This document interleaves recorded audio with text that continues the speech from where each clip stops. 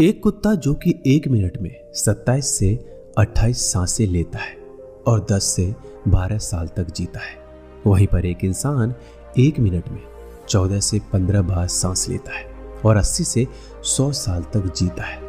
लेकिन एक कछुआ जो कि 1 मिनट में सिर्फ 5 से 6 बार सांसें लेता है और 500 से 600 सालों तक जीता है। इससे स्पष्ट है कि जिस जीव की सांसों की संख्या जितनी कम होती है वह उतनी ही लंबी आयु तक जी सकता है। इस चीज को समझकर हमारे पूर्वजों ने सांसों की संख्या को कम और उसकी गहराई को ज्यादा करने के लिए विज्ञान पर काम करना शुरू कर दिया था, क्योंकि वो समझ गए थे कि इंसान को जीने के लिए साल या महीने की नहीं बल्कि एक निश्चित संख्या में सांसें मिलती है और सांसों को लेने की गति को कम करके उम्र को लंबा किया जा सकता है। लेकिन सांसों के धीमा और लंबा होने की यह गति प्राकृतिक रूप से होनी चाहिए। जब हम सांस लेते हैं तो वायु प्रत्यक्ष रूप से हमें 3-4 स्थानों पर ही महसूस होती है: कंठ, हृदय, फेफड़े और पेट। मस्तिष्क में गई हुई वायु का हमें पता ही नहीं चलता। कान और आंख में गई हुई वायु का भी कम ही पता चलता है। श्वसन तंत्र से भीतर गई वायु अनेक प्रकार से विभाजित हो जाती है, जो अलग अलग क्षेत्र में जाकर अपना कार्य पुनः करके भिन्न रूप में बाहर निकल जाती है। ये सब इतनी जल्दी होता है कि हमें इसका पता नहीं चलता।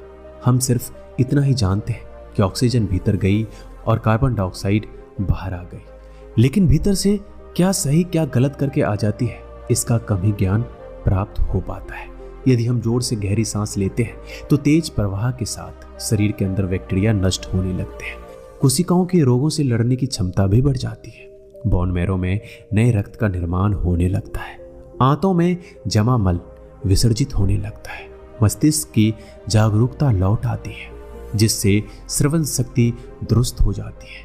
न्यूरॉन की सक्रियता से सोचने समझने की क्षमता पुनः जिंदा हो जाती है।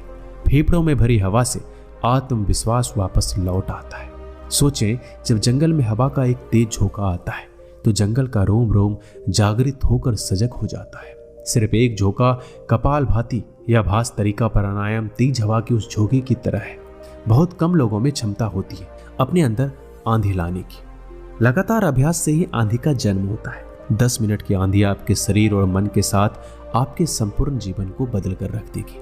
आजकल अधिकतर लोगों की सांसें उखड़ी और बिखरी हुई होती है, उथल पुथल रहती है और तेजी से चलती है। लोगों को यह पता नहीं चलता कि उनकी सांसें किस प्रकार चल रही है। जब क्रोध या भाव उठता है तो सांस बदल जाती है। वहीं पर काम वासना का भाव उठता है तब भी सांस बदल जाती है। हमारे प्रत्येक भाव और विचार के साथ हमारी सांसें भी बदलती रहती है। इसके साथ हमारे खान पान और रहन सहन से भी यह बदलती रहती है। असल में हमारी सांसों का हमारे मन की स्थिति और हमारी शारीरिक अवस्था से सीधा संबंध होता है। पूरा योग्य विज्ञान ही सांसों को सही तरीके से लेने पर टिका हुआ है, और अगर हम सिर्फ अपनी सांसों को सही तरीके से लेना सीख जाते हैं तो हमारा जीवन जादू की तरह बदल जाएगा। आज इस प्राचीन यौगिक कहानी के माध्यम से हम सांसों को सही तरीके से लेने का तरीका और सांसों के जादुई रहस्य के बारे में विस्तार से जानेंगे। बहुत पहले की बात है, एक ऋषि अपने आश्रम में छात्रों को योग, ध्यान और प्राणायाम की शिक्षा दिया करते थे। ऋषि खुद भी एक योगी थे। उन्होंने अपने कई वर्ष हिमालय की गुफा में साधना करते हुए बिताए थे, जहां पर उन्होंने बहुत से सूक्ष्म मानवीय आयामों को गहराई से समझा था, और अब वो अपने इसी अनुभव और ज्ञान को शिष्यों के माध्यम से जन समूह तक पहुंचाना चाहते थे। एक दिन रात्रि के भोजन के पश्चात उनके आश्रम का सबसे बुद्धिमान और होनहार छात्र उनके पास आता है। छात्र के चेहरे को देखकर गुरुजी समझ गए कि उसके मन में कुछ सवाल है। गुरु के नजदीक पहुंचते ही छात्र ने उन्हें प्रणाम किया और कहा, गुरुदेव, मैं आपसे कुछ पूछना चाहता हूँ। गुरु ने मुस्कुराते हुए कहा, मुझे मालूम है, ये तो मैंने तुम्हारे चेहरे को ही देखकर समझ लिया था। पूछो, क्या सवाल है? छात्र ने कहा, आप अक्सर कहते हैं कि योग, ध्यान और प्राणायाम का मूल आधार हमारी सांसें होती है, और अपनी सांसों पर नियंत्रण पाते ही हम अपने मन और विचारों पर नियंत्रण पा लेते हैं। तो आज मैं आपसे सांसों के रहस्य और उसके यौगिक विज्ञान के बारे में विस्तार से जानने आया हूँ। यह सुनकर गुरु ने एक हल्की मुस्कान दी और फिर कहना शुरू किया, जैसा हमारा मन होता है हमारी सांसों की गति भी वैसी हो जाती है, या फिर जैसी हमारी सांसें होगी वैसे ही हमारी मनोदशा हो जाएगी। यानी हमारी सांसों से सब कुछ जुड़ा हुआ है। जो हमारे भीतर घटता है वही हमारे बाहर घटता है। हर घटना हमारी सांसों से गहरा संबंध रखती है। मतलब कि अपनी सांसों की गति पर नियंत्रण करके अपने मन और विचारों पर नियंत्रण कर सकते हैं। अगर तुम किसी सच्चे योगी या साधक को ध्यान से देखो तो तुम्हें उसके चेहरे पे एक गजब का ठहराव दिखेगा। एक सच्चा योगी बुरी से बुरी परिस्थिति में भी खुद को स्थिर और शांत रख सकता है। एक योगी अपने भावनाओं को नहीं दबाता, बल्कि वो अपनी सांसों पर नियंत्रण हासिल कर सकता है, और सांसों को नियंत्रित करते ही वो अपने मन पर नियंत्रण पा लेता है। और जिस आदमी का मन उसके नियंत्रण में हो, उसके पास उसके सभी समस्याओं का समाधान है। गुरु ने छात्र की तरफ इशारा करते हुए कहा, तुमने कुछ योगियों के बारे में सुना होगा। वो 150, 200 या फिर 300 सालों तक जीते हैं। आखिर वो इतने लंबे समय तक खुद को जीवित कैसे रख पाते हैं? असल में उनका नियंत्रण अपनी सांसों पर होता है, जिसे प्राण ऊर्जा भी कहते हैं। प्राण ऊर्जा हमारे चारों तरफ है। इसे कितनी मात्रा में लेना है और छोड़ना है, ये एक योगी अच्छी तरह से जानता है। वो इस काम पर बहुत हद तक महारत हासिल कर लेता है, इसलिए वो प्राण ऊर्जा का उपयोग करके अपनी जरूरत के हिसाब से कर सकता है। इसलिए वो इस प्राण ऊर्जा का उपयोग अपनी जरूरत के हिसाब से कर सकता है और खुद को दीर्घायु बना सकता है। अगर तुम अपने शरीर को स्वस्थ रखना चाहते हो, सामान्य से अधिक क्षमता चाहते हो, तेज बुद्धि चाहते हो, तो तुम्हें अपनी सांसों को समझना होगा, उन्हें नियंत्रित करना होगा, और उन्हें नियंत्रित करते ही तुम्हारे जीवन में सब कुछ व्यवस्थित हो जाएगा। असल में डर, चिंता और परेशानी जैसी कोई चीज होती ही नहीं है। ये सिर्फ हमारे मन और भावनाओं की उपज है। हमारे मन में भावनाओं को केवल एक ही चीज नियंत्रित कर सकती है, और वो है हमारी सांसें।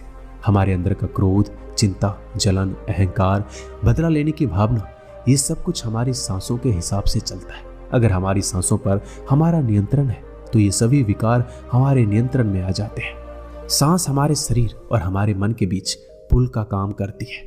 अगर हमें अपने मन तक पहुंचना है, उसके विकारों को समझकर उनको दूर करना है, तो हमें अपने सांसों के पुल पर चलना होगा। हमें अपने सांसों के जरिए अपने मन तक पहुंचना होगा, और एकमात्र यही रास्ता है अपने मन को समझाने का। अगर तुमने कभी किसी बच्चे को सोता हुआ देखा हो तो तुमने ये अनुभव किया होगा, जब वो बच्चा अंदर सांस लेता है तो उसका पेट फूलता है, जब वो सांस छोड़ता है तो पेट पिचक जाता है। यानी कि एक बच्चा अपने पेट, अपने नाभि से सांस लेता है, जो कि सांस लेने का सबसे प्राकृतिक और सही तरीका है। अपनी इस गहरी और लंबी सांस की वजह से बच्चे का मन उत्साहित और हल्का रहता है। उसका शरीर ज्यादा प्राकृतिक तरीके से काम करता है। तुमने देखा होगा, बच्चे अपने मन में किसी बात को ज्यादा लंबे समय तक नहीं रखते, ना ही वो किसी से ज्यादा लंबे समय तक गुस्सा रह सकते हैं। अगर किसी गलती पर डांट या मार दिया जाए तो उसे कुछ समय बाद वो भूल जाते हैं और खेल में मग्न हो जाते हैं। बच्चा इतना सरल इसलिए हो पाता है क्योंकि उनकी सांसें प्राकृतिक रूप से चलती है, यानी नाभि से बच्चे के शरीर का विकास चाहिए। विकास के लिए ज्यादा ऊर्जा, और ज्यादा ऊर्जा के लिए ज्यादा लंबी सांसें चाहिए। इसलिए प्रकृति ने उसे ज्यादा लंबी सांसें दी है। हालांकि ये लंबी सांसें हर मनुष्य को दी गई है, लेकिन इंसान ने अपने जीवन में कुछ अप्राकृतिक परिवर्तन कर अपनी सांसों को छोटा कर लिया है। वो पेट की बजाय अपनी सीने से सांसों को लेता है। हम जितनी छोटी सांस लेंगे उतनी चिंता और बकवास से भरे होंगे। हमारी सांसें जितनी लंबी और गहरी होगी, हम उतने ही खुश और शांत रहेंगे। गुरु ने आगे कहा कि एक आदमी 1 मिनट में 14 से 15 बार सांसें लेता है। सांस का सीधा संबंध हमारे मन की स्थिति और हमारी शारीरिक कंपनी से है। अगर 1 मिनट में ली जाने वाली सांसों की संख्या 11 से नीचे आ जाए तो हम अपने आसपास होने वाले कई कंपन को समझना शुरू कर देंगे, यानी जानवरों की आवाजें हमारे लिए स्पष्ट हो जाएगी। तुमने सुना होगा कि शेर और बाघ जैसे खूंखार जानवर भी कुछ योगियों के सामने आते ही पालतू बिल्ली की तरह व्यवहार करने लगते हैं। ऐसा इसलिए हो पाता है क्योंकि उन योगियों ने अपनी सांसों की संख्या को कम करके जानवरों की आवाजें और उनकी भावनाओं और कंपनों के साथ एक संवाद स्थापित कर लिया है। अगर 1 मिनट में ली जाने वाली सांसों की संख्या 9 से कम हो जाए तो पेड़ और वनस्पति जो कार्य कर रहे हैं वो समझना हमारे लिए आसान हो जाएगा। अगर हमारी सांसें 1 मिनट में 6 से कम हो जाती है तो बेजान चीजें कैसे काम करती है ये समझना हमारे लिए आसान हो जाएगा। बेजान चीजों की कंपन और उनसे जुड़ी दुनिया हमारे लिए स्पष्ट हो जाती है। दूसरे शब्द में कहा जाए तो ब्रह्मांड की प्रकृति समझी जा सकती है, और ऐसी स्थिति पर पहुंचकर बहुत से योगी और ऋषि मुनि ब्रह्मांड के रहस्यों और उनमें घटने वाली घटनाओं की भविष्यवाणी कर देते हैं। हमारा शरीर जितना स्थिर होगा हम उतना ही कम सांस लेंगे। अगर हम अपने पूरे शरीर को स्थिरता के एक निश्चित स्तर पर ले जाएं, बहुत तेज सांस ना ले तो हमारा बोध बढ़ता चला जाता है। लेकिन दोस्तों, योग विज्ञान के अनुसार एक साधक अपनी सांसों पर नियंत्रण करके ऐसी बहुत सी चीजें कर सकता है जो साधारण इंसानों के जीवन से परे है। योगिक परंपरा में ये कहा जाता है कि अपनी सांसों को घंटों तक रोककर एक आदमी एक नए मानवीय आयामों का अनुभव कर सकता है। ऐसी बहुत सी बीमारियां जो जानलेवा हो सकती है या जिनका कोई इलाज नहीं है, उन्हें केवल अपने मन और दिमाग पर नियंत्रण कर ठीक किया जा सकता है। अपनी सांसों पर नियंत्रण करके व्यक्ति एक ऐसी मानसिक स्थिति तक पहुंच सकता है जहां जीवन में आने वाले उतार चढ़ाव से परेशान नहीं कर सकेंगे। कुछ लोगों को ये बातें कहानी लग सकती है, क्योंकि आमतौर पर लोग ऐसा नहीं करते। कोई भी चीज जिस पर उन्हें यकीन नहीं होता उसे अंधविश्वास कहकर नकार दिया जाता है। लेकिन पौराणिक योगिक परंपराओं को पालन करने वाले लोग ऐसी बातों का दावा करते हैं। उन्हीं लोगों में से एक है स्वामी रामा। स्वामी रामा हिमालय की गुफा में रहते थे। उन्होंने बचपन से ही योग की प्रणालियों का अभ्यास करना शुरू कर दिया था। 1970 में स्वामी रामा एक अमेरिकन रिसर्च लेबोरेटरी में गए। अपनी सांसों पर नियंत्रण करके उन्होंने अपने दिमाग और मन की वो जब चाहे जितने समय के लिए चाहे अपने सांस, ब्रेन वेव्स, हृदय की धड़कन और शरीर में बहने वाले खून को रोक देते थे। लेबोरेटरी में मौजूद डॉक्टर्स ने स्वामी रामा के शरीर पर रिसर्च की और उन्हें मृत घोषित कर दिया। लेकिन इस अवस्था में भी स्वामी रामा सब कुछ महसूस कर सकते थे। यह देखकर वहां मौजूद रिसर्च की टीम दंग रह गई थी। साथ ही स्वामी रामा अपने शरीर में अपनी मर्जी से ट्यूमर की ग्रोथ को घटा और बढ़ा भी सकते थे। रिसर्च की जिस टीम को हिमालयन योगियों के सारे दावे अंधविश्वास और पाखंड से भरे लगते थे, वो अचानक से इन्हें इनर साइंस प्रतीत होने लगे थे। एक भीतरी विज्ञान जो साधारण मनुष्य की कल्पना से भी परे है। सांसों को ध्यानपूर्वक लेना एक प्राचीन योगिक टेक्निक है। एक योगी जिसने अपनी सांसों पर नियंत्रण हासिल कर लिया है, वो जब चाहे अपनी सांसों को रोक सकता है। स्वामी रामा के अनुसार अगर आप अपनी सांसों को समझ गए तो आपके शरीर में होने वाली वो बीमारियां जिनका इलाज आज मेडिकल साइंस के पास भी नहीं है, सांसों के माध्यम से उन्हें ठीक किया जा सकता है।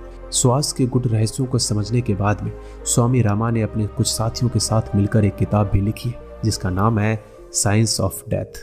गुरु ने आगे कहा, जब सांसें विचलित होती है तो मन स्थिर हो जाता है, लेकिन जब सांसें शांत होती है तो मन भी स्थिर हो जाता है और योगी दीर्घायु हो जाता है। इसलिए हमें अपने श्वास पर नियंत्रण करना चाहिए। गुरु ने शिष्य की आंखों में देखते हुए कहा, तुम्हें क्या लगता है, क्या तुम जितनी लंबी सांसें अंदर लेते हो उतनी ही लंबी सांसें बाहर निकालते हो? नहीं, समान स्थिति में हम जो सांसें अंदर लेते हैं उसकी लंबाई 10 अंगुल होती है और सांसें बाहर निकालते समय इसकी लंबाई 12 अंगुल हो जाती है। और यहाँ 1 अंगुल का मतलब 1 उंगली मोटाई से है। हमारे रोजमर्रा की जिंदगी में कुछ काम ऐसे होते हैं जिन्हें करते समय जितनी लंबी सांसें अंदर जाती है उससे कई गुना लंबी सांसें बाहर जाती है। भोजन करते समय बाहर निकलने वाली सांस की लंबाई 16 से 17 अंगुल होती है। तेज चलते समय इनकी लंबाई 22 से 24 अंगुल हो जाती है। दौड़ते समय निकलने वाले सांसों की लंबाई 45 से 50 अंगुल तक पहुंच जाती है। संभोग करते समय 50 से 60 और सोते समय नींद में बाहर निकलने वाले सांसों की लंबाई 60 से 70 अंगुल तक पहुंच जाती है। इसलिए हमारे शास्त्रों में काम और क्रोध पर नियंत्रण रखने की बात कही गई है, क्योंकि ये हमारे प्राण शक्ति को छीन कर देती है। श्वास को इंसान की प्राण शक्ति भी कहा जाता है। जब एक 200 वर्ष के व्यक्ति से उसकी लंबी उम्र का राज पूछा गया तो उसने 2 चीजें बताई। पहला, नाभि तक भरपूर सांस लें और दूसरा, रीढ़ की हड्डी को हमेशा सीधी रखें। साधारण से लगने वाली ये दोनों बात योग और प्राणायाम की दृष्टि से बहुत महत्वपूर्ण है। असल में शरीर के अंदर जाने वाले सांस की लंबाई कम और बाहर निकलने वाली सांस की लंबाई ज्यादा होती है। अगर किसी तरीके से बाहर निकलने वाली प्राण वायु की लंबाई को कम कर दिया जाए तो लंबी उम्र को प्राप्त किया जा सकता है। और सौर शास्त्र के अनुसार यदि बाहर निकलने वाली वायु की लंबाई 1 अंगुल कम हो जाए तो व्यक्ति निष्काम हो सकता है, यानी उसके अंदर काम वासना खत्म होने लगती है। 2 अंगुल कम होने से आनंद की प्राप्ति होती है। 3 अंगुल कम होने से लेखन शक्ति बढ़ती है। 4 अंगुल से वाक सिद्धि प्राप्त होती है। 5 अंगुल से आदमी को दूरदृष्टि प्राप्त होती है। 6 से 7 अंगुल कम होने से साधक के अंदर अति तीव्र गति से चलने की शक्ति आती है और वो कुछ ही पलों में एक स्थान से दूसरे स्थान पर पहुंच सकता है। 8 अंगुल कम होने से साधक को 8 सिद्धियां प्राप्त हो जाती है। पवन पुत्र हनुमान को 8 सिद्धि नवनीत के दाता इसलिए कहा जाता है क्योंकि उन्होंने 8 सिद्धियों को प्राप्त कर रखा है। ये 8 सिद्धियां हर इंसान में होती है, बस जरूरत है इन्हें जागृत करने की। बाहर निकलने वाली सांसों की लंबाई 12 अंगुल कम होने पर योगी को इच्छा मृत्यु प्राप्त हो जाती है। फिर वो जब चाहे तब तक खुद को जीवित रख सकता है। लेकिन ये सारी सोई हुई शक्तियां केवल तभी जागृत होती है जब मन में इन्हें जागृत करने की तीव्र अभिलाषा हो।